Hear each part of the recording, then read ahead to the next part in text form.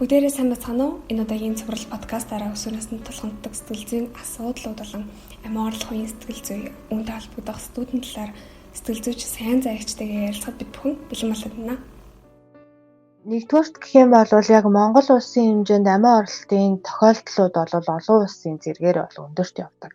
Бид нар нэг 200 гаруй улсаас бол нэг 40 орчим хавцаа жагсаалтанд бол яваад байгаа байхгүй юу? Тэгэхээр энэ бол хүн ам багтай улс орны хувьд бол маш өндөр үзүүлэлт гэж үзэж байгаа юм шүү дээ.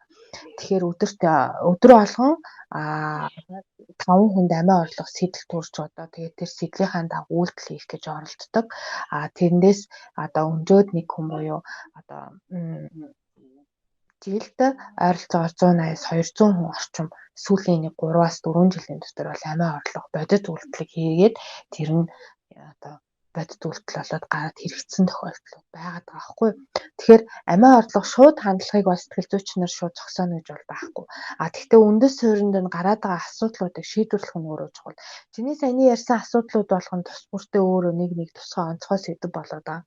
Тэгэхээр хүн юунаас шалтгаалж юу миний сэтгэлийг хамгийн их зоогоод байна вэ гэдэг учир шалтгаанаа олоод тэгээ яг тэрийг яаж шийдвэрлэх вэ гэдэг арга зүгээ боловсруулад үнэхээр чадахгүй байх юм бол сэтгэл судлаач нийгмийн ажилтан эцэг их гэдэг нөгөө хамгаалагч одоо өөрөөсөө илүү одоо амьдралын ухаантай сэтгэл зүйн тэнхээ ур чадвар сайтай мундаг хүмүүсээс суралцаад тодорхой юм дэмжлэг тусалцаа авах хэрэгтэй шаардлагатай байна. Тэгэхээр хүн ерөөсөө асуудал үүсгэхэд өөрөө дотроо хадгалж явснаас болоод тэр алхмыг хийхэд хүрээд байна гэсэн үг.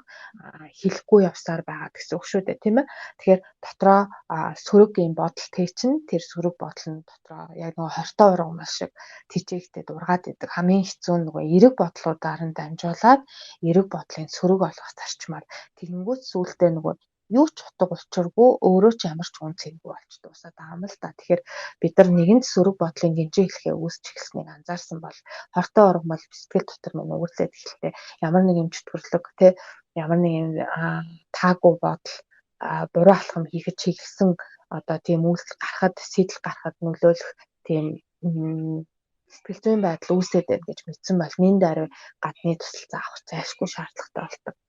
Тэгэхээр хүн өөрийнхөө асуудлыг нөгөө ганцаараа шийдэх ёстой. Хуваараа чинь чамд л тохиолдсон асуудал юм чинь чи л өөрөө энийгээ зохицуул гэдэг тэр байдлууд одоо нэг үеэ өнгөрөөгд хоцорсон асуудал байхгүй.